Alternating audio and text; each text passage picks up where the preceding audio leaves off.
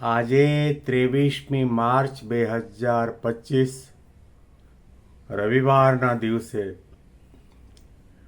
આજના ચિંતનમાં તમામ સંતો હરિભક્તોને મારા સાષ્ટાંગ પ્રણામ. જય સ્વામિનારાયણ. આજનું ચિંતન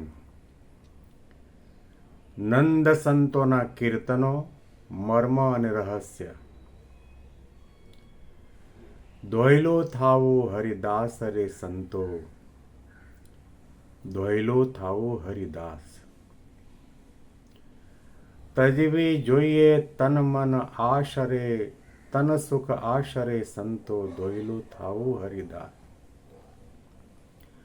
શૂરો જેમ રણમાં લડવા, હૈયે ધરે અતિ હુલાસ. પેટ કટારી મારી પગ પરઠે, તેને કયો રહ્યો હવે ત્રાસ રે સંતો, દોયલું થાવું હરિદાસ.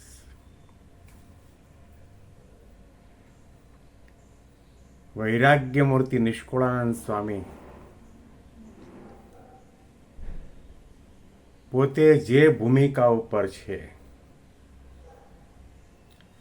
અને જેવી સમજણ સાથે, જેવી દ્રઢતા સાથે, જેવા ઉત્સાહ અને ઉમંગ સાથે પ્રગટ પુરુષોત્તમ સહજાનંદ સ્વામી મહારાજની ભક્તિ કરે છે અને એમના સિદ્ધાંત પ્રમાણે દાસત્વની ભૂમિકા સિદ્ધ કરી છે,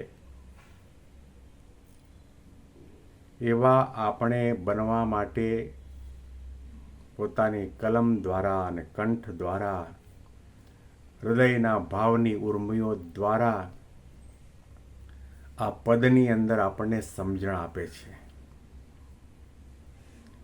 આધ્યાત્મિક માર્ગમાં સૌથી ઊંચામાં ઊંચું કોઈ પણ સ્થાન હોય,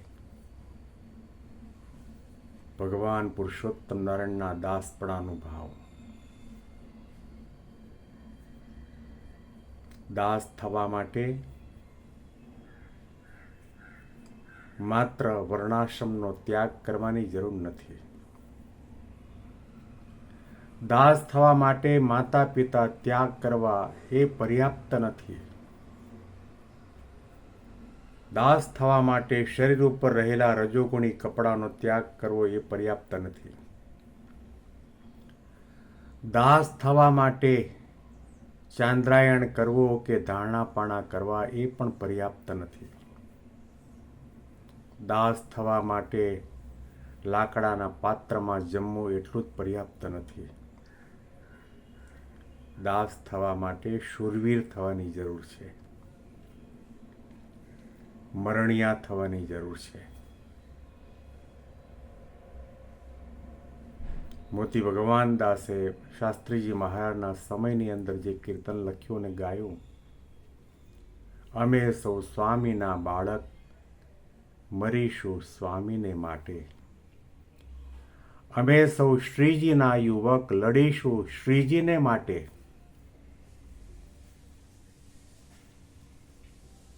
ધીંગાણા કરવાની વાત નથી. હાથમાં તલવાર, ભાલા, બંદૂકો અને એટમ બમ લેવાની પણ જરૂર નથી. જે ભગવાનના માટે મરી મટે, પોતાના આત્માના કલ્યાણના માટે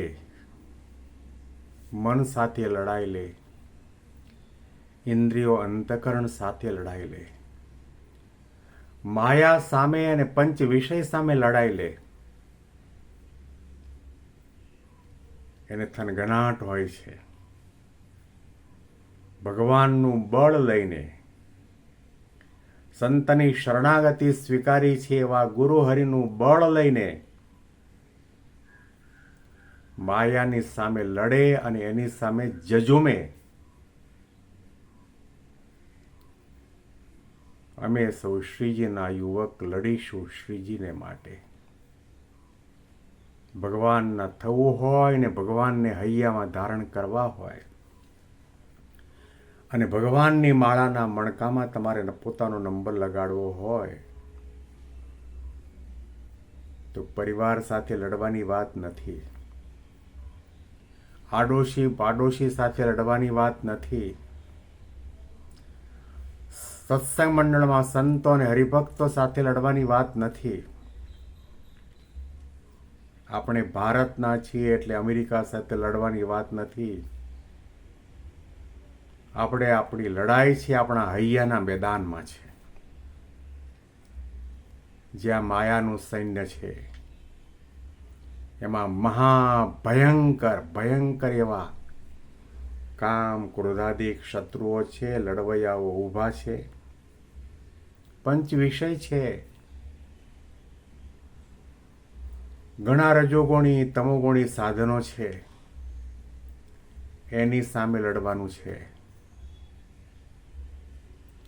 અને કઈ રીતે લડવાનું છે? હાથમાં માળા લઈને લડવાનું છે, ભજન કરીને લડવાનું છે, આત્માનો વિચાર કરીને લડવાનું છે, પરમાત્માનું બળ રાખીને લડવાનું છે. ત્યાં પાછી પાની નથી કરવાની. એ તમામ માયાના સૈન્યને મારવા માટે થનગનાટ જ્યારે જાગે કે અનંત જન્મથી હું જીવાત્મા માયાનો દાસ થઈને માયાનો ગુલામ થઈને રહ્યો છું, મનનો ગુલામ થઈને રહ્યો છું. આજે મારે માયા અને મનને મારા પોતાના ગુલામ માનવા છે. મારે આધીન કરવા છે.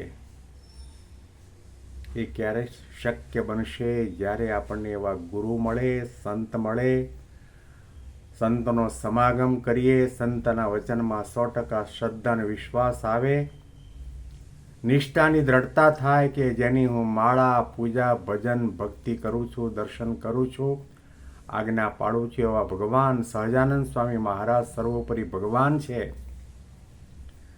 અને એના શરણમાં બેઠો છું કે પ્રકૃતિ પુરુષ સુધી કોઈના બાપની તાકાત નથી કે મારો વાળ પણ વાંકો કરી શકે. શ્રીજી મહારાજે વચનામૃતની અંદર 4 પ્રકારના ભક્તની વાત કરી છે. શુરવીર, પ્રીતિવાળો, વિશ્વાસુ અને જ્ઞાની. અને 4 ભક્તોના લક્ષણ પણ વચનામૃતમાં બતાવ્યા. અને પછી મહારાજે કહ્યું કે આપણી સભાની અંદર બેઠેલા સંતો હરિભક્તોમાં જેને શુરવીરપણાનું અંગ હોય તે ઊભા થાવ અને મારા ચરણ તમારી છાતીમાં લો. રાજીપો બતાવ્યો છે. શુરવીર થયા વગર કંઈ પણ થઈ શકતું નથી.